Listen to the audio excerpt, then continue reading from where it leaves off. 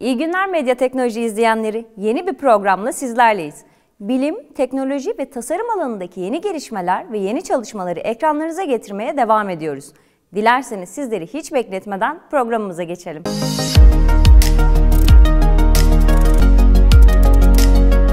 Gezegenimizi hep merak ediyoruz. Peki evrenin mevcut döngüsü içerisinde gezegenimiz hep bugünkü halinde miydi? Yoksa başka gezegenleri andıran yönleri var mıydı? Yeni bir araştırmanın detayları sorularımıza cevap bulmamıza yardımcı olacak.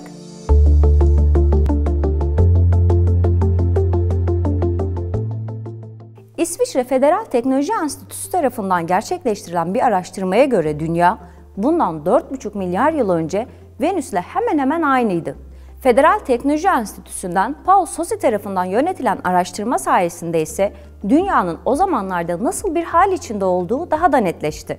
Çalışmadan elde edilen sonuçlar Science Advances'ta yayınlandı. Çalışmanın en iyi sonuçları vermesi için bilim insanları laboratuvar ortamında kendi magmalarını oluşturdu. Magmaların oluşumu için özel bir fırından yardım alındı. Lazerle ısıtılan bu fırın gaz karışımlarının magma etrafında dolanmasına izin vererek magmanın yükseltilmesini sağlıyordu.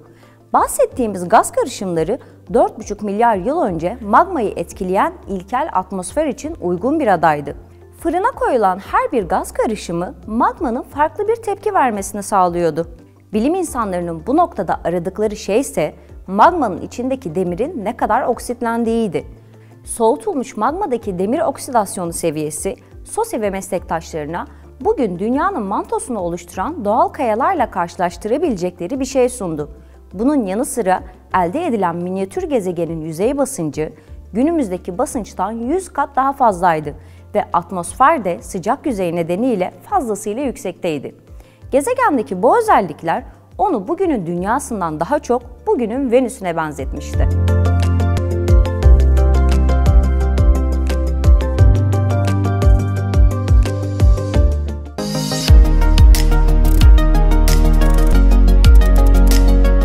Şimdi de ikinci haberimiz.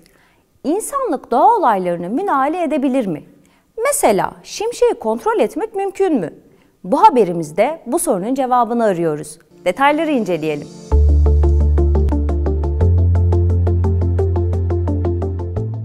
Geceyi gündüze çeviren bir şimşek büyük bir enerjiyle çaktığı zaman yeryüzüne de inebiliyor. Şimşek çakması sonucunda büyük yangınlar bile ortaya çıkabiliyor. İşte bilim insanları bu kötü etkileri azaltmak için şimşeğin bir şekilde önüne geçmeye çabalıyor. Yeni bir çalışmaya göre ise bu çözüm bir tür çekici ışın olabilir. Yeni yöntem Nature dergisinin Ekim ayında yayınlanan bir çalışmada açıklandı. Buna göre bilim insanları şimşek modellerini inceleyerek yıldırım çarpmalarını yeniden yönlendirecek, önceden tasarlanmış bazı yollar çizecek. Bu sayede şimşeğin en kuru veya en savunmasız yerlere çakması engellenecek. Yani şimşek bildiğimiz kontrol edilecek. Bilim insanlarının sistemi ışının uzunluğu boyunca 1 ton grafen parçacığı ileten düşük güçlü bir lazer kullanarak havayı besleyecek. Işığı emen parçacıklardan oluşan bu ışın bir nevi şimşek mıknatısı görevi görecek. Işın aynı zamanda şimşeğin yoğunluğunu da önemli ölçüde azaltacak.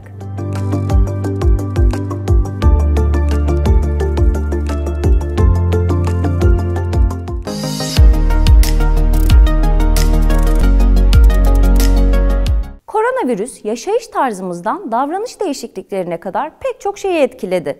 Maske takmak hayatımızın büyük bir parçası haline geldi.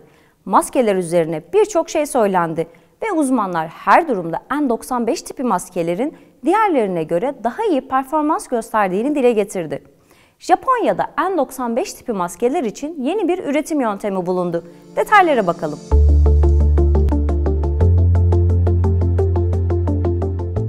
OICT Yüksek Lisans Üniversitesi Fizik Bölümünde bulunan Mehesh Bandi, geleneksel N95 maskelere farklı bir yorum getiriyor.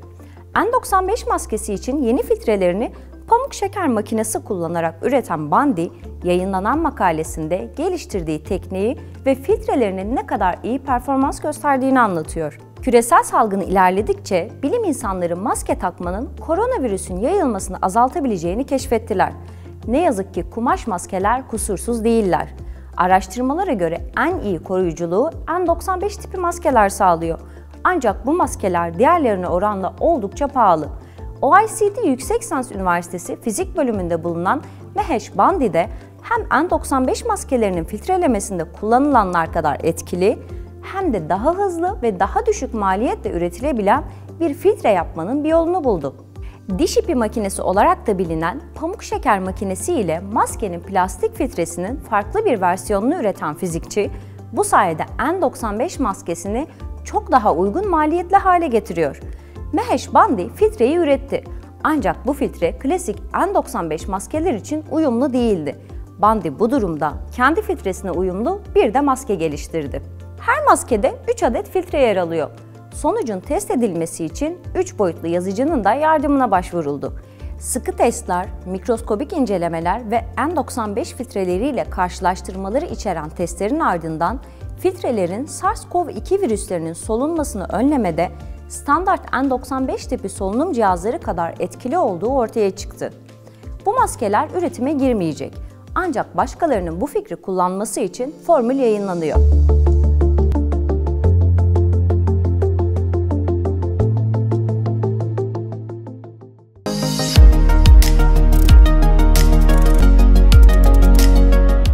Şimdi de son haberimiz. İklim değişikliğinin önüne geçmek ve küresel ısınmayı minimalize etmek için uzun yıllardır projeler geliştiriliyor. Ancak böylesi duyulmadı ve görülmedi. Bilim insanlarından maliyeti bol ve etkisi tartışılır çılgın bir proje önerisi geldi. Güneşi karartmak.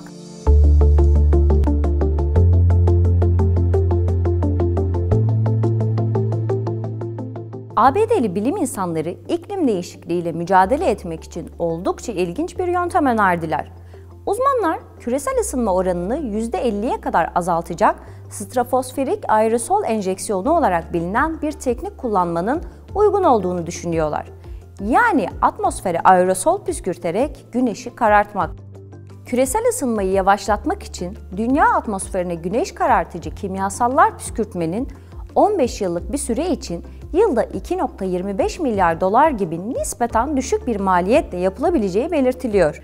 Bazı araştırmacılar SAI olarak bilinen jeomühendislik tekniğinin iklim değişikliğine neden olan sıcaklık artışını sınırlayabileceğini iddia ediyorlar. Harvard Üniversitesi'ndeki bilim insanları tarafından hazırlanan raporda projenin 3,5 milyar dolar maliyetle başlatılabileceği belirtildi.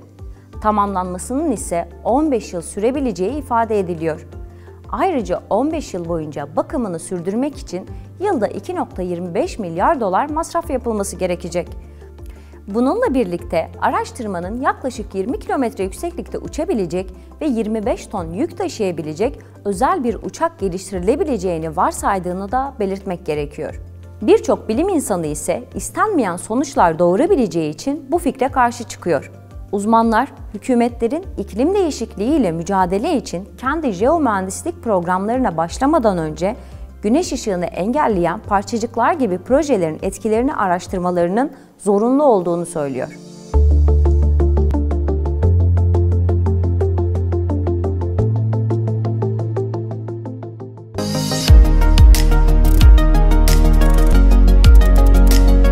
Sıra geldi kısa bölümümüze.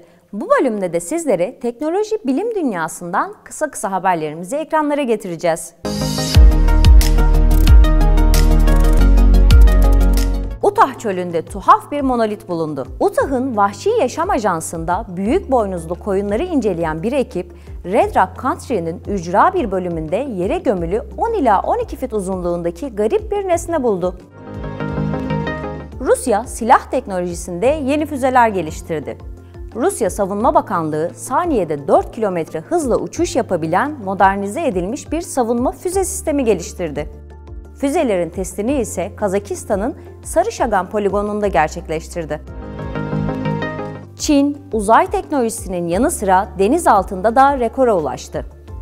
Çin yapımı denizaltı aracı 10.909 metre derinliğe dalmayı başardı. Kısa haberlerimiz de böyleydi. Şimdi de dosya bölümümüze geldik. Bu hafta sizler için hazırladığımız dosyamızın konusu tezatın pratiği yerine.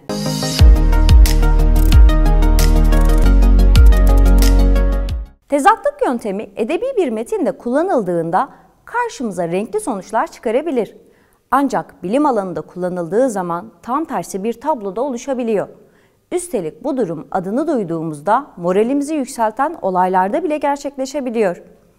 Ne yazık ki günümüze kadar gelen ve ilerleyişi olumlu olan birçok şeyin başlangıcı hiç ummadığımız şekilde kötü, hatta zarar verici olabiliyor.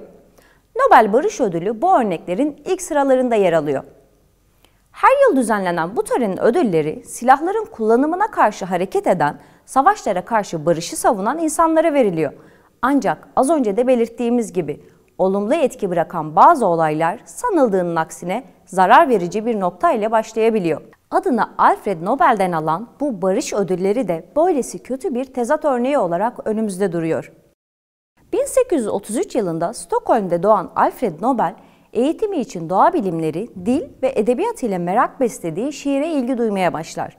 Ancak mühendis olan babası çocuğunun kendisi gibi mühendis olmasını ister ve eğitim görmesi için Alfred'i yurt dışına gönderir. Alfred, İsveç, Almanya, Fransa ve ABD gibi ülkelerde eğitim almaya başlar. Dönemin ünlü kimyagerlerinden Peluz'un laboratuvarında çalışır. Yurt dışı serüveninde güçlü bir patlayıcı sıvı olan nitrogliserini keşfeden İtalyan kimyager Ascanio Sobrero ile tanışması Alfred'in çalışma hayatının seyrini değiştirir. Öyle ki nitrogliserin Alfred Nobel'in ilgisini çeker ve üzerinde çalışmaya başlar. Nitrogliserin baruttan daha güçlü olmasına karşın basınç ve sıcaklığın etkisiyle kolayca patlamaktadır. Nobel'e göre bu durum nitrogliserinin pratik kullanımını sınırlandırmaktadır. Bir dönem dil, edebiyat ve doğa bilimlerine ilgi duyan ve bu alanlarda çalışmak isteyen biri artık patlayıcılara merak salmış ve bu alanda çılgınca çalışmalar yürütmeye başlamıştır. Bu çalışmaların bedeli ilerleyen süreçlerde ağır bir şekilde kendini gösterecekti. Nobel, Stockholm'de 1864 yılında patlayıcıları üzerine çalışmalarını yürüttüğü sırada bir patlama gerçekleşir. Bu patlamada küçük kardeşi Emil ile birlikte evde bulunan 4 kişi hayatını kaybeder. Bunun üzerine Alfred Nobel'in Stockholm şehri sınırlarında çalışma yapması yasaklanır. Yaşanan bu trajik olaya rağmen patlayıcılar üzerine deneyler yapmaya devam eden Nobel, çalışmalarını Miller'ın Gölü yakınlarındaki bir mavnuda sürdürür.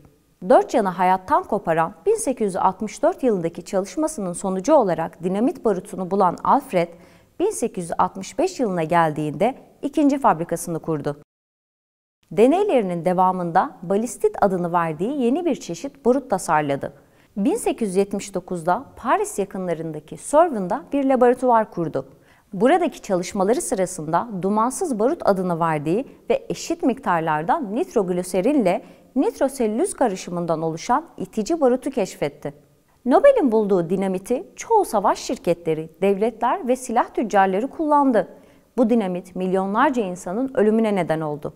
Ürettikleriyle sayısız insanın hayata veda etmesinde büyük bir rol oynayan Alfred Nobel, tarih 1896 yılına geldiğinde beyin kanaması sonucu öldü. Her ne kadar ölmeden önce pişmanlık yaşadığı söylense de ertesi gün gazete manşetlerinde şu cümleler yer aldı: "Ölüm taciri öldü." Alfred bıraktığı bunca yıkımdan sonra ölmeden hemen önce mal varlığının Nobel ödüllerinin enstitüleştirilmesi yönünde kullanılmasını ve 33 milyon 200 bin kronun her yıl insanlığın hizmetine sunulmasını istemişti. Bu ödüller her yıl Alfred Nobel'in ölüm yıl dönümü olan 10 Aralık'ta Nobel Vakfı tarafından fizik, kimya, tıp, edebiyat ve barış ödülleri olarak 5 dalda verilmeye devam ediliyor. Aradan 100 yılın üzerinden bir zamanın geçtiği bu olay büyük bir trajediyle tarihin tozlu sayfalarında halen yerini koruyor. Alfred Nobel'in ölüm döşeğindeki pişmanlığı fayda etmedi ve şimdi bile geliştirdiği patlayıcılar ile dünyanın farklı yerlerinde doğa ve insanlık büyük zararlar görüyor. Gazete manşetleri ölüm taciri öldü diye durumu özetlemiş olsalar bile binlerce Alfred Nobel tehlikesiyle karşı karşıyayız. Şüphesiz benzer tehlikelerin doğmaması için yeni Alfred Nobel olabilecek isimlerin bilimi savaş için değil, insanlık için sağlıklı bir zeminde kullanabilmesi gerekiyor. Dosyamızın konusu da böyleydi. Geldik programımızın sonuna. Haftaya bilim ve teknoloji dünyasından yepyeni haberlerle bir kez daha karşınızda olacağız. Şimdilik hoşça kalın.